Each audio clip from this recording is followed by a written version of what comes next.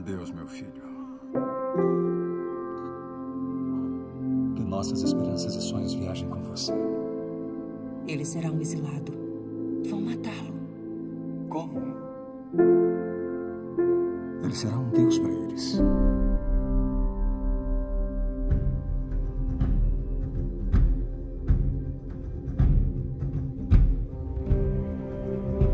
E se uma criança sonhasse em se tornar algo diferente do que a sociedade esperava? E se uma criança quisesse ser algo maior?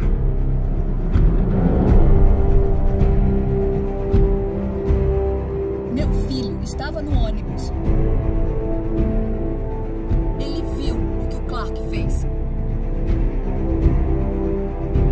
Você é a resposta, filho. A resposta para estamos sozinhos no universo. Posso continuar fingindo que sou seu filho? Você é meu filho. Acredito que você foi enviado para cá por um motivo. E mesmo que leve o resto da sua vida, você deve a si mesmo descobrir qual é esse motivo. Como se encontra alguém que passou a vida inteira cobrindo seus rastros? Para alguns, ele era um anjo da guarda. Para outros, um fantasma que nunca se adaptou. Você dará ao povo da Terra um ideal para guiá-los. Eles perseguirão você. Eles fraquejarão. Eles cairão. Mas, eventualmente, eles estarão com você ao sol. Eventualmente, você os ajudará a fazer maravilhas.